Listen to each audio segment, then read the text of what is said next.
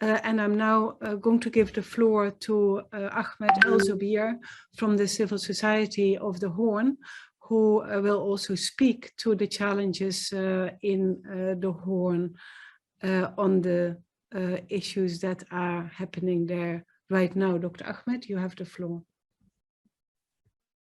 Okay, thank you very much for inviting me to this conference. And I would just like to present our vision about what's happening in the region, especially in the Horn of Africa and East Africa. And we're representing about 70 member organizations from countries around this region.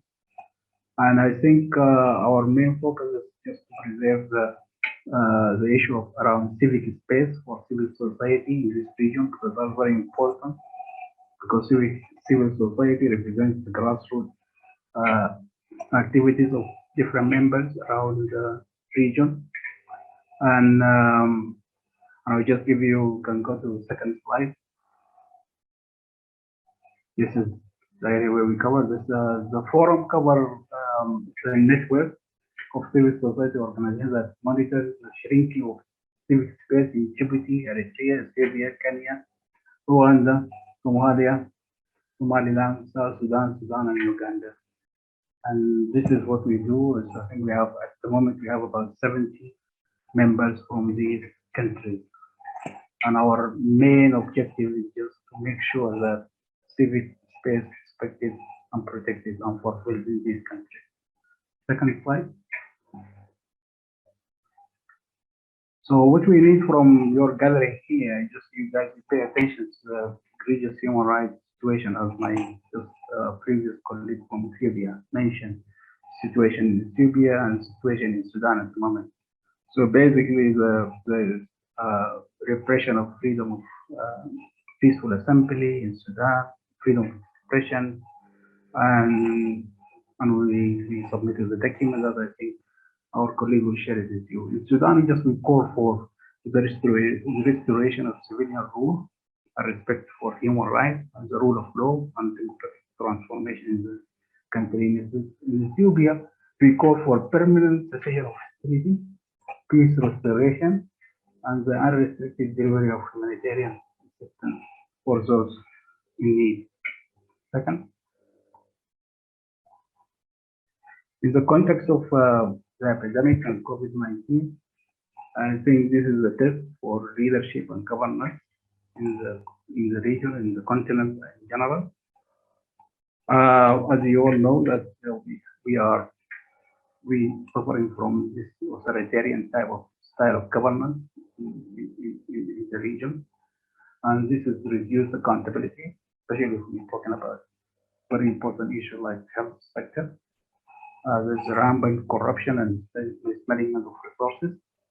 There's also the main issue here we suffer from these regions of the right to life.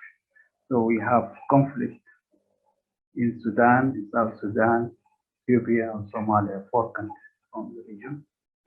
When we look at the health system or the healthcare system, we will find that there is some kind of horizontal systemic inequality between urban and rural areas.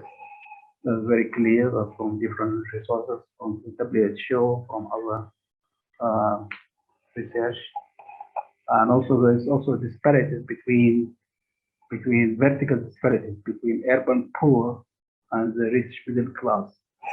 For example, in different cities around this region. So this is hampering to manage fractured and by the way, it's not really well structured healthcare system. And according to a research done by Mo Ibrahim Foundation, only 10 African countries have a universal care system. So the rest are just a private type of system, which is unaffordable, cannot be afforded by poor people in our region. Next slide. So to put it all together, all the rights in the Universal Declaration of Human Rights to be respected, including the right to health, right to education, and all the social, civil, and political rights. Collectively, these rights it will point us to a better future in our region, in Africa in general. There is also very important commitment made by African government back in 2001. They call it Abuja Declaration. They promised that they will spend 15% of their annual budget to improve the health sector. According to the recent research, after 20 years, only 2 countries have achieved that level from both African countries. I think these are also point of advocacy and campaigning to push this African government to make sure that they achieve this target because they commit to themselves. Thank you. And next slide. Thank you. There is a video clip about the situation in Sudan. The people in Sudan, they just demanding their right and they try to improve the issue around the rule of law in the country. This has been ongoing for 3 years, still ongoing. Clara, you can play the video.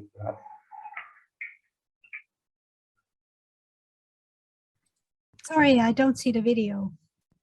No, it's okay. I think the video was not in there. But okay. Yeah. Okay. Thank you, Ahmed, and for the work of the Civil Society of the Horn. Very, very important observations. And yeah, the video is about what women have achieved in upholding the fight for democracy in Sudan and in the Horn. Sally will speak about that in a moment, and also Excellency Julia. So Ahmed, if you allow me, and looking at the clock, I would like to thank you really and all of the network. And thank you for presenting